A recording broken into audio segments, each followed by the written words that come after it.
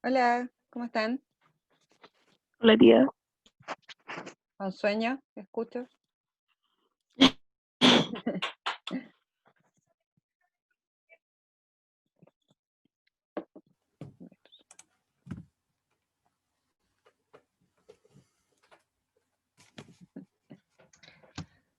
Sí, güera, lo tengo muteado.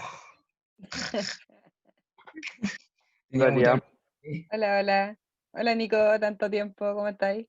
Hola, tía. Oh, Hola, Mati. hola, profesora. Hola, Pati, ¿cómo estáis? Bien. Ay, Bueno, sí. hola, Claudio, también. Los Hola. otros los había visto alguna vez, al menos. Venga para acá. ¿Estamos todos, parece? No. Ah, Matías. Paund. Venga para acá, oiga. ¿Cómo se llama ese gato, Nico? Pancha. Fernandita. Está bonito. ¿Te cambió la voz, parece, o Francisca, no? no, ¿La qué? Francisca, ay, Fernanda.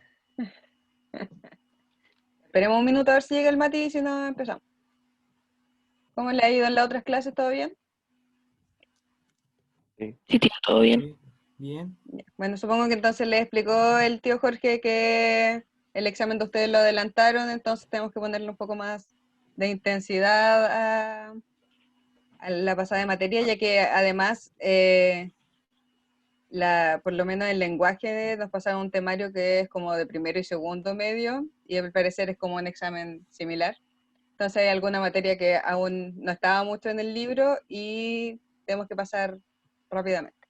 ¿Ya? Así que vamos a dedicarnos específicamente a eso y vamos a dejar un poco de lado el libro de clases por ahora y lo retomamos después del examen, ¿ya? Entonces por ahora vamos a pasar la materia, hacer unas guías. Cuando la semana que haya una guía, vamos a tener dos clases, o sí, una para materia y otra para revisar la guía, ¿ya?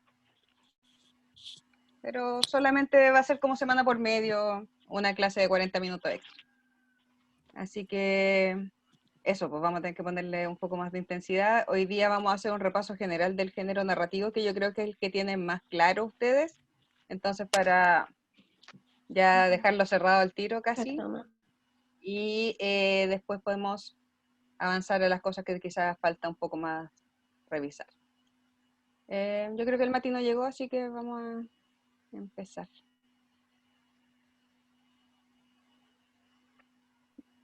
Ya.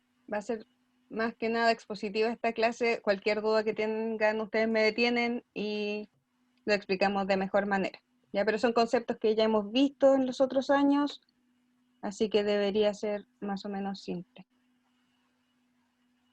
Aunque harta materia igual, ya porque casi todo el género narrativo de una, así que si hay dudas, insisto, deténganme nomás, no hay problema. Ya.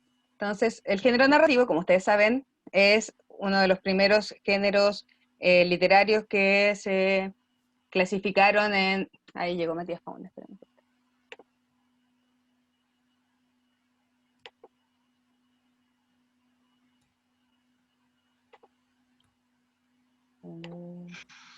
Hola Mati, ¿me escuchas? Sí. Ya. Entonces les estaba explicando a tus compañeros que vamos a empezar hoy día con un resumen del género narrativo en general, porque tenemos que empezar a preparar bien el examen y entonces este es el como que tienen más claro ustedes, según lo que he visto en sus pruebas por lo menos. Entonces va a ser el primero que vamos a sacar del camino para empezar a meternos en cosas un poco más complejas después. ¿Ya? Ok. Ok. Ya. Entonces, como les decía, en Grecia, en el siglo V a.C., se definieron tres géneros en particular en el que se dividían las obras literarias. El género narrativo es aquel que se trata específicamente de contar relatos y narrar historias, ¿ya? Entonces, todo lo que tenga que ver con contar una historia y expresarla a través de un narrador es parte del género narrativo. Por lo tanto, las novelas, los libros, los mitos, las leyendas, las fábulas, todo aquello que cuenta una historia, a pesar de que tengan distintas funciones, son parte del género narrativo. Los otros dos géneros son el lírico, que tiene que ver con la poesía y expresar emociones, ¿cierto?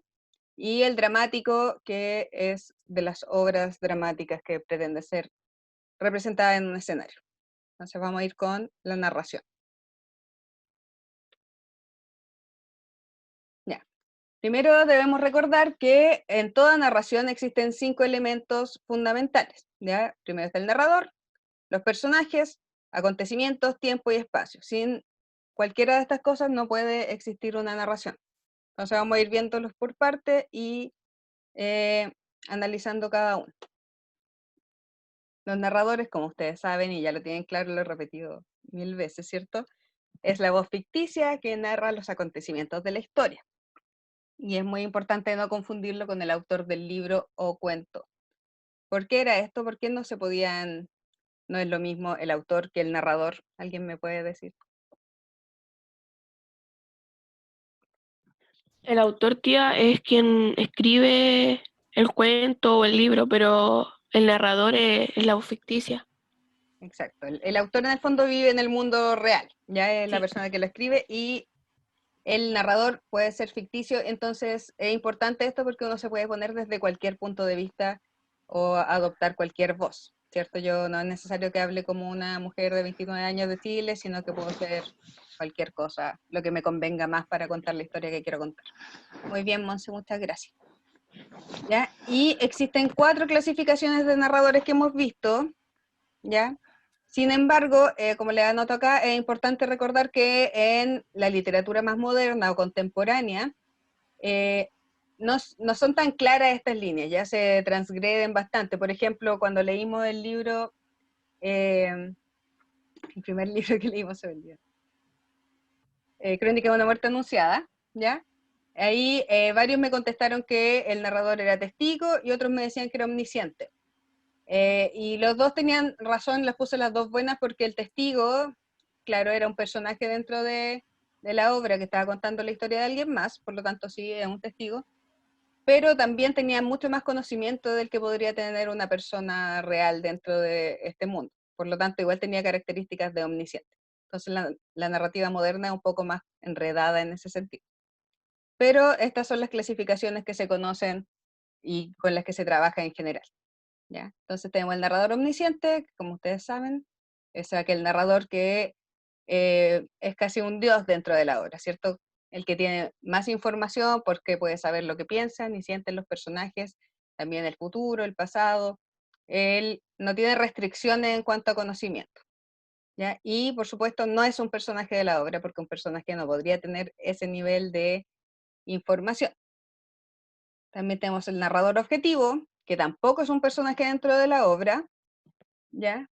Pero tiene mucho menos acceso a la información que el narrador omnisciente. Es como una cámara que grabara lo que está pasando, ¿ya? Entonces, nos cuenta lo que ve, pero no puede saber lo que están pensando o sintiendo los personajes. No se mete a la subjetividad. Por lo tanto, si ustedes en una prueba les ponen un texto y dicen qué tipo de narrador es este, y se nota que no es un personaje, pero no te dice nada de lo que piensa o siente, entonces puede ser objetivo. Pero es como el que menos se usa. Es muy difícil no transgredir, meterse a la subjetividad de los personajes. ¿Ya? A estos dos tipos de narradores les llamamos heterodiegéticos. Ese concepto tienen que tratar de recordarlo, ¿ya? Heterodiégesis quiere decir que está fuera de la historia. Diégesis tiene que ver con la historia, hetero, distinto o fuera, ¿ya? Entonces esos dos narradores no son personajes. Eso hay que tenerlo más que claro. Y luego tenemos los dos personajes, los dos narradores que sí son parte de la historia, por lo tanto son homodiegéticos, ¿ya? Están dentro de la historia, por lo tanto son personajes. Primero el protagonista, que debe ser de los más simples de reconocer porque es el mismo personaje el que está contando su historia. Ya él relata los acontecimientos que giran alrededor de él. Por lo tanto, su nivel de conocimiento también es limitado, ya que puede saber lo que él piensa y siente, pero no lo que los demás. Y el testigo es un poco más complicado porque se confunde un poco con el narrador objetivo. Cuando les pongan un ejemplo, tienen que notarse que es un personaje dentro de la historia. El testigo es un personaje que está dentro de la historia, pero está contando lo que le pasa a alguien más.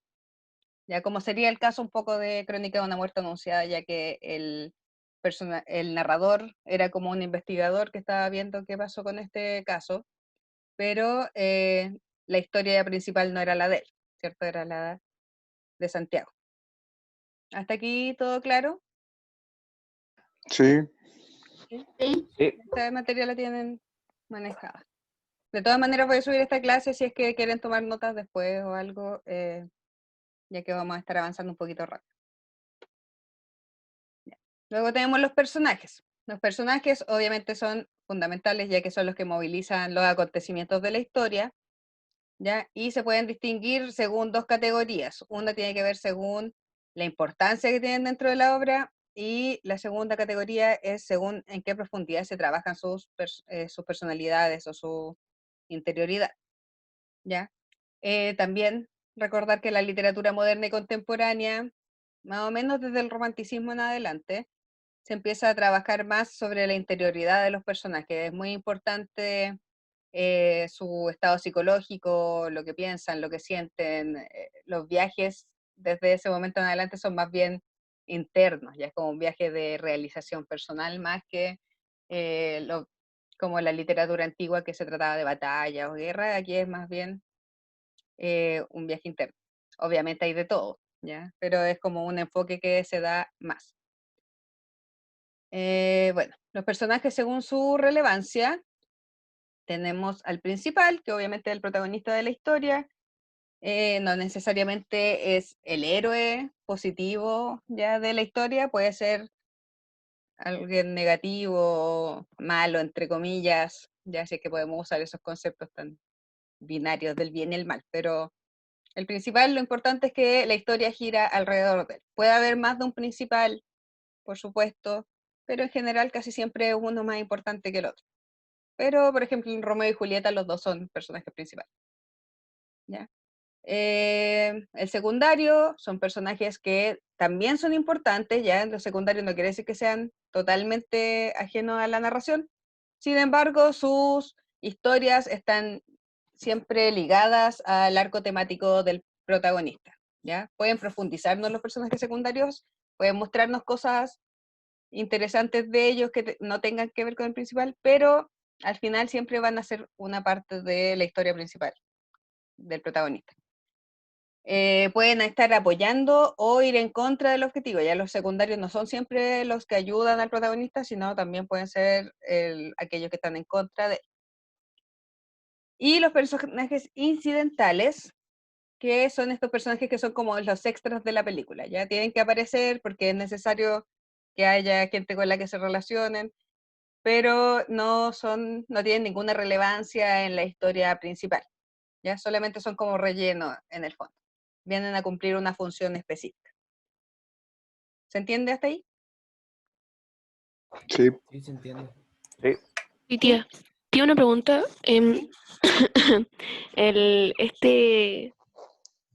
Como este PowerPoint que tiene usted, después lo va a mandar, ¿cierto? ¿O no? Sí, yo Ah, se los ya. mando.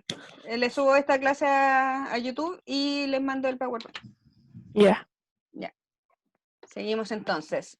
Otra definición entonces de los personajes tiene que ver con el desarrollo que se les da a los personajes. Ya por una parte tenemos los estáticos. Estáticos es estar quieto, ¿cierto? Y son esos que no presentan ninguna evolución a lo largo de la historia. Ya empiezan de una manera y terminan igual. Yo les decía antes como caricaturas, por ejemplo, Tom y Jerry son siempre iguales, ¿ya? Pero también en una historia más compleja puede haber personajes estáticos, no porque no se desarrollen para nada, sino porque el narrador no se enfoca en ello, entonces no nos cuenta su historia ni nada. Y por lo tanto es solamente un personaje que comparte con el protagonista y no se nota un cambio en él o en ella, ¿ya? Pero los personajes estáticos entonces cuando uno lee una novela son aquellos que no cambian en nada, que no vemos un desarrollo de su personalidad, sino que sigue siendo la misma persona.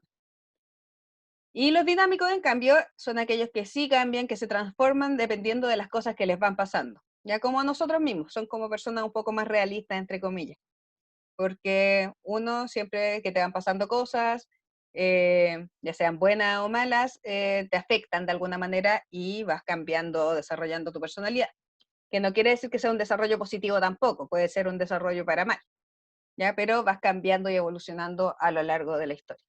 Entonces, la mayoría de las novelas tienen personajes dinámicos, ya que los describe y se preocupa de su crecimiento personal, o de su cambio, no necesariamente crecimiento. ¿Ya? Eso con los personajes. Ahora vamos a ver acontecimientos y tiempo en conjunto, ya que los acontecimientos son las cosas que suceden dentro de la historia, y el tiempo tiene que ver con varias cosas, tiene que ver con la época en la que pasan los acontecimientos, también cuánto se demoran en pasar los acontecimientos y cómo se ordenan. ¿Ya? Entonces van como relacionados, porque los acontecimientos tienen que ver con el orden temporal también. ¿Ya? Por lo tanto, vamos a ver los saltos temporales, que es cómo se organizan los acontecimientos dentro de una historia. Porque uno tiene una historia lineal, ¿ya? De principio a fin, pero la puedes ordenar de distintas formas para causar más atención a algo que a ti te importe más, para hacer un poco más entretenido, atractiva la historia, etc. Ya. Tenemos los saltos hacia el pasado que se llaman analepsis. ¿Ya? Estos nombres medio extraños que vienen como del latín han estado ahí desde siempre. Pero es importante tratar de entender de qué se trata sin tanto preocuparse por los nombres. ¿Ya? Es poco probable que les pregunten por la analepsis dentro de la historia, pero igual tienen más o menos claro que se llama así. Son los saltos al pasado que realiza un narrador, ¿ya? Una retrospección hacia el pasado. Entre ellos tenemos el flashback y el raconto. Ambos son saltos al pasado, el flashback es más corto, es como un recuerdo, ¿ya? Yo recuerdo algo, lo relato por un par de páginas y después vuelvo a mi presente. Un flashback, cortito, ya tienes que tratar de recordar los nombres, flash es rápido, ¿cierto? Va casi al pasado, algo rápido. Y el raconto, por otro lado, es un salto al pasado, pero mucho, mucho más largo, ¿ya? Yo hago un salto al pasado y me quedo allá un rato.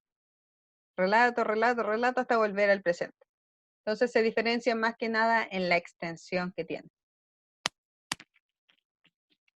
Por otro lado, la prolepsis es hacia el futuro, ¿ya?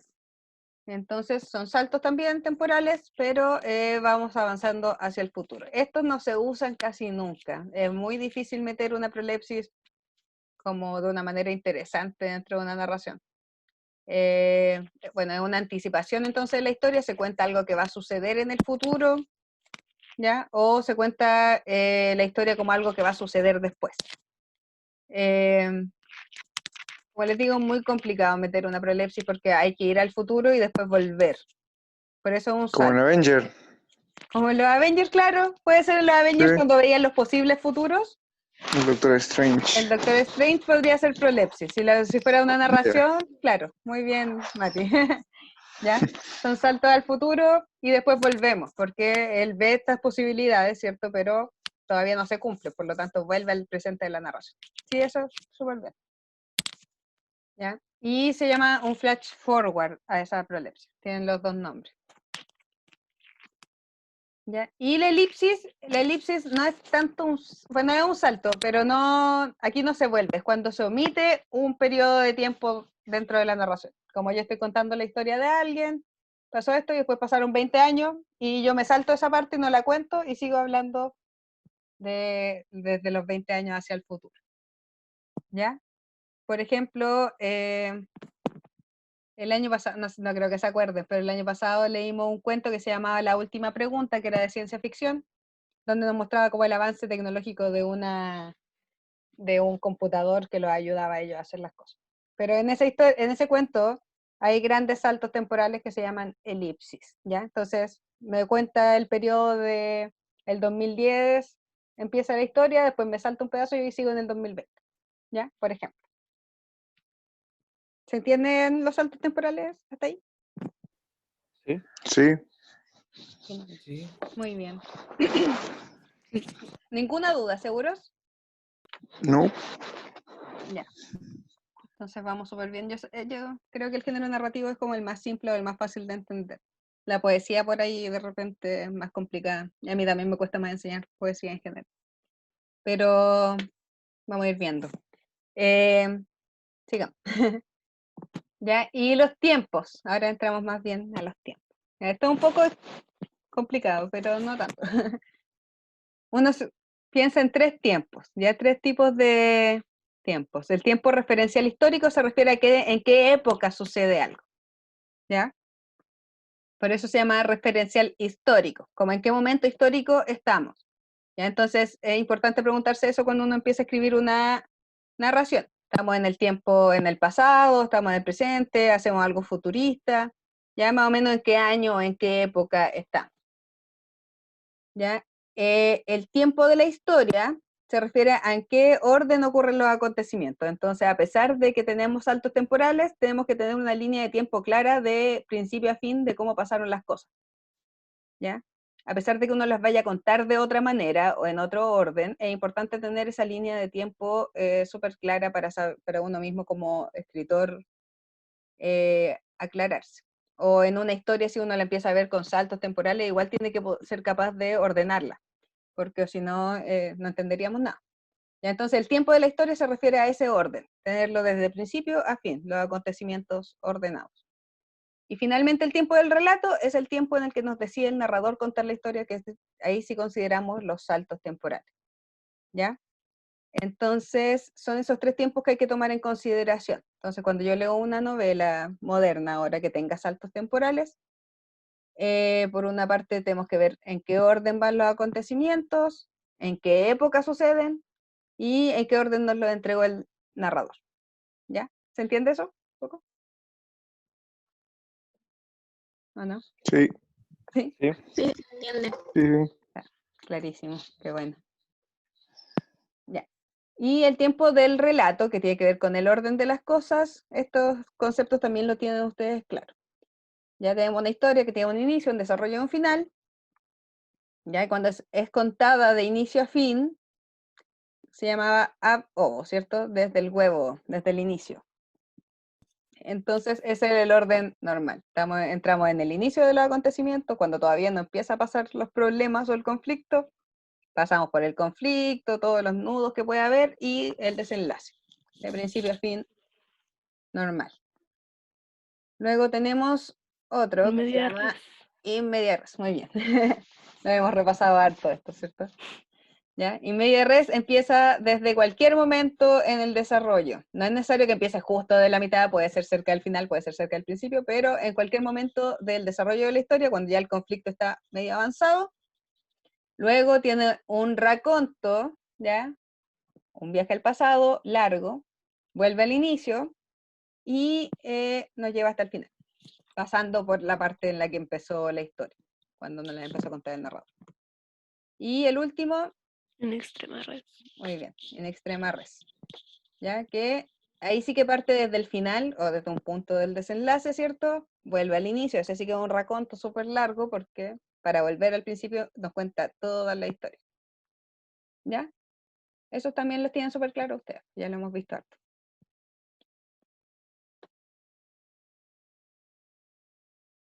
¿Ya? Y finalmente llegamos a la materia del espacio o ambiente narrativo.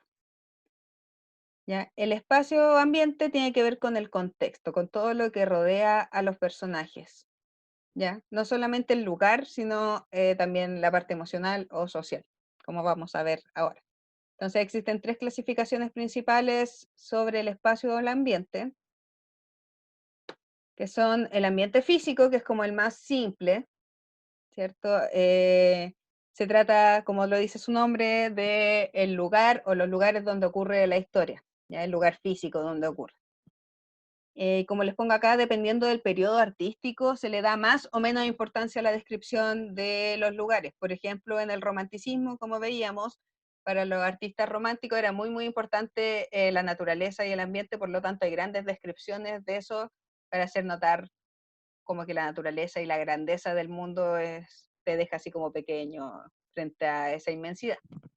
Pero en narraciones más modernas, por ejemplo en el existencialismo, que vamos a ver ahora con el libro que deberían estar leyendo, que es de Kafka, La Metamorfosis, que tienen que leer ahora. En la Metamorfosis es más importante el estado emocional de los personajes que la descripción del ambiente físico.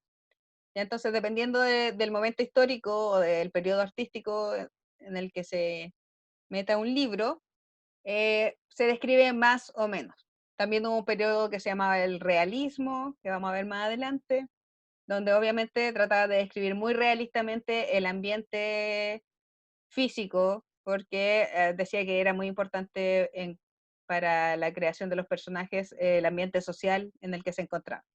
Entonces se habla mucho de la pobreza, por ejemplo, y describen con mucho detalle cómo era el lugar donde habitaban estos personajes. ¿Ya? Entonces el ambiente físico es la descripción de cualquier lugar donde se encuentre la obra narrativa.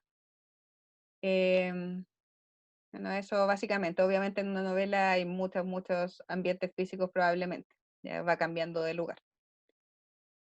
Luego viene el ambiente psicológico, que tiene que ver con las emociones que se transmiten, que transmiten los personajes a través de la lectura.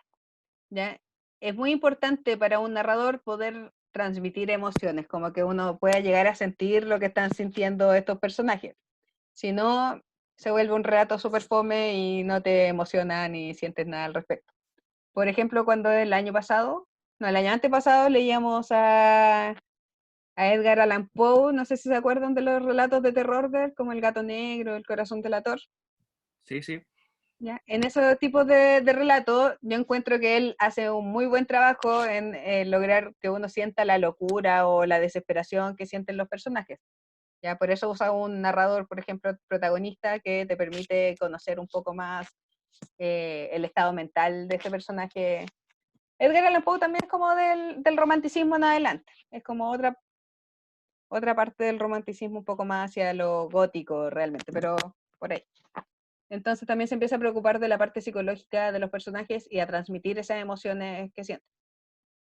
También La última niebla, cuando ustedes lo leyeron, no sé si se dan cuenta, el personaje al contarlo en primera persona también transmite harto como la angustia o la tristeza que sentía frente a su situación.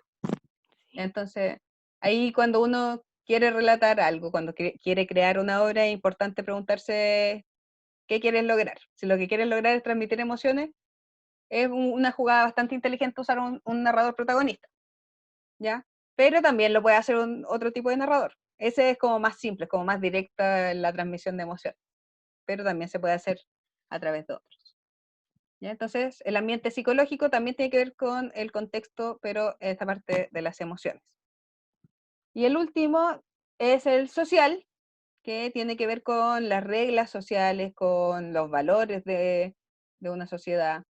Esto se relaciona también con la época histórica en muchas ocasiones, ya porque, por ejemplo, si nos escribimos una obra que está situada durante la Segunda Guerra Mundial, ¿ya? Hay ciertas reglas sociales que se están viviendo en ese momento, importa mucho el contexto en ese caso por cómo se va a desarrollar la historia. Por ejemplo, claro, si era un personaje judío en esa época, obviamente tiene todo un peso simbólico y que te pueden apresar o lo que sea.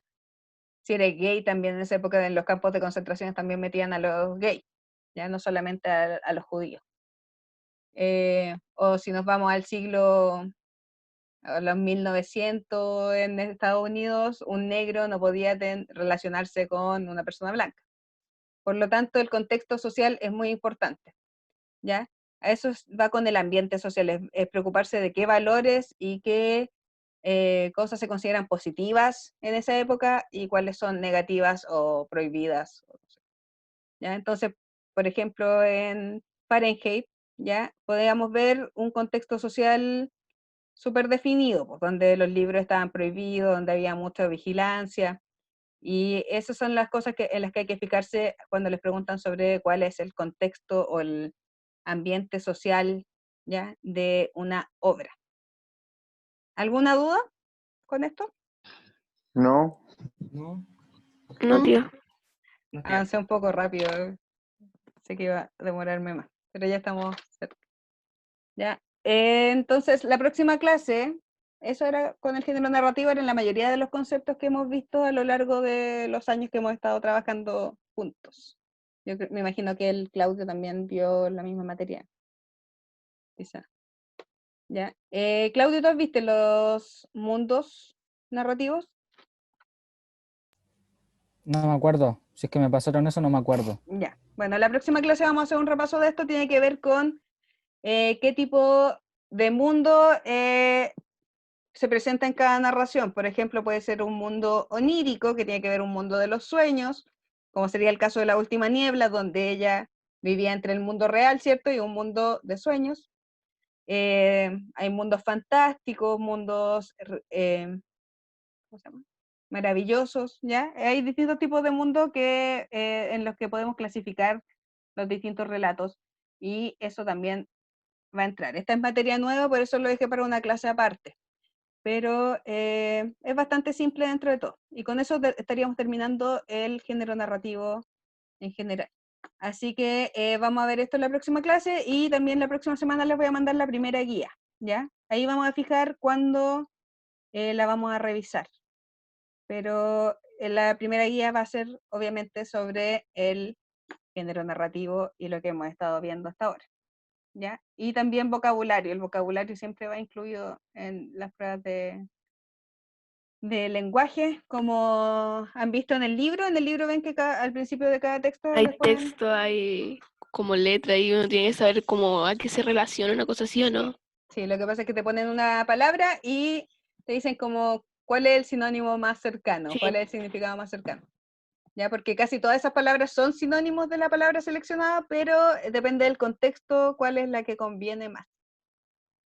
Lamentablemente el lenguaje igual es harto de intuición, como que no hay una técnica específica de cómo escoger la mejor palabra, hay que conocerlas nomás. No como en matemáticas, que eso sí me gustaba de matemáticas a mí, que es mucho más claro y específico si está bien o mal. El lenguaje es un poco más ambiguo, lamentablemente. Pero por lo menos manejando el contenido específico debería irles bien. ¿Ya? Así que eso sería por hoy. Avancé un poco muy rápido. Me emocioné hablando. Ya, el temario de lenguaje lo tengo acá. Para que lo veamos. Vamos a partir con el género narrativo, entonces como lo vimos, nos falta los tipos de mundo y la Se ve intertextualidad. como caleta. Escaleta, sí, es mucha materia. Pero son casi todas cosas que ya hemos visto. No es fácil. Pero sí, está facilito, ¿no? Narrativo, Dice lírico y género dramático. lírico, hablante lírico, objeto lírico, motivo lírico, actitud lírica, verso, estrofa, rima, figura. Son hartas Vamos a ser cosas, harto líricos. sí. Y el texto no literario, que quizás es lo más complicado de repente encuentro yo. Pero casi todo lo hemos visto. Por eso voy a hacer repasos rápidos de casi toda la materia. Nos quedan como 3, 4 semanas. Así que lo vamos a lograr. Pero eso. Vamos a empezar con el género narrativo, después quiero hacer publicidad para no meter tanta literatura toda junta. Y A mí, después a mí me gusta la publicidad. la publicidad entretenida. ¿Sí? Es súper fácil lo que aparece acá. Así que no hay problema. La estructura de la noticia también la vimos este año, así que va a ser un repaso corto. Tienen que tratar de entender como lo global, más que aprenderse todas las cosas de memoria, como tratar de comprender de qué se trata en general. Ya, es harta materia, pero la vamos a lograr pasar. Entonces yo le voy a subir esta clase hoy día ahí con el PPT y le escribo ahí cuando vamos a hacer la guía y la clase de revisión. ¿Ya? Eso, me adelanté. Ya. Como pensé que era tan poco tiempo, me aceleré mucho. Ya, pero quedó claro. ¿Ninguna duda específica sobre esto? No. No. Muy bien. Bueno, ¿y cómo han estado? ¿Cómo ha pasado en el 18? Bien. Bien. Bien. Qué Bien. bueno. ¿Y le ha cambiado la vida con la cuarentena o igual pasaban encerrados? Salimos. Terminé rodando el lunes. Yo más o menos. La dura. Ya me vuelvo más Igualmente, loco. igualmente, digo lo mismo. Nosotros Rodando terminé el Yo lunes. también comí harto. ¿Cuándo subí para arriba, hermano? Y yo como menos. Las empanadas son muy buenas, nada que hacer. Sí, sí, pero estoy Oye, ¿les terminando. dieron 2 semanas más de cuarentena? Sí. Indefinida. Sí. Qué fome. O sea, por lo menos son Pero 2 yo semanas. igual salgo. Es indefinida. También, igual sale. Cuando te pares no laves, ahí hay que quedar. No, es que salgo con mi respectivo salvoconducto. Ah, claro. Ah. ¿Les dan dos permisos? Dos a la semana. Sí, pero depende del permiso. Ah, el mafioso tiene un permiso especial. Uy, qué lindo gatito. Sí, Hay claro que varios sí. permisos. Parece ese gatito de los memes que hace así. A ver, Nico, ponele la cabeza al frente, que mire la cámara. No. Pensé que tenía como el pelo para un lado. Así como ¿Cómo se llamaba? Hitler. Fernanda, Francisca, ¿cómo? Esta es la Emma, que tengo dos. Ah, la Emma. Fernanda. Yo juraba que tenía el pelo así como Al Nico le Hitler, cambió así que la lo tenía voz, como ¿no? para un lado. No, No, no menos, encuentro ¿Verdad otro que video. nos lo Está- mostró está cuando hablando, fuimos sí. con Christopher? Y me grabó la voz. Por fin, pues. Ah, Después de 2 años, la cambiamos todo. 2 años después, el Ya, Nico. ya no se va a poder reír así ni gritar tan alto. A ver, que ¿Tú haga gritas? eso. No, No, porque. No, o sea, No, se puede haga el todo. Que haga el Iron Man. está Por bien así. favor. Cuando nos El veamos de Iron Haz nuevo, el Iron probamos. Man. Espérate, Nico, Se haz el quedó Iron Man. pegado. Se quedó pegado. Al final, ¿qué fecha es? Nico, ¿Son haz los el Iron A exámenes? ver. Man. ¿Qué fecha es qué? Haz el Iron ¿Son Man. los exámenes? Son, lo tengo anotado aquí. 17 y 18 de Perfecto. octubre. Ya, así que faltan 3 semanas en verdad. 4, no 4. Pero vamos a hacerlo, lo vamos a lograr, lo vamos a lograr. ¿Podrían hacer el examen en el Y colegio? están tratando de ver eso, por lo que sé, generalmente se hacía en el liceo, pero con las condiciones actuales creo que lo que están tratando de hacer es que sea en el colegio, que sería lo ideal, Estamos en porque eso cuarentena. tampoco podrían ser 2 por sala, ¿ya? Estamos en Sería lo más cuarentena. seguro. Así ¿Y que serían, cuántos exámenes serían al día? creo que como 2 o 3. Yo creo que me toque con el Cristian. Deberían ser Oh. 2, como la PSU. Yo pensé que iban a ser más días, pues así estudiar Todos peleándose al Cristian. puro día, sí. No, al Cristian lo ponemos solo, no sé. O al Cristian y la Cristian, Monse, tenéis que a la enviar la Monse igual le respuesta tengo por el confianza. Discord. ¡Aló! ¿Qué pasó, Nacho? Que el Cristian tiene que enviar las cuestiones por el Discord. Claro. Bueno, ya. Parar de grabar.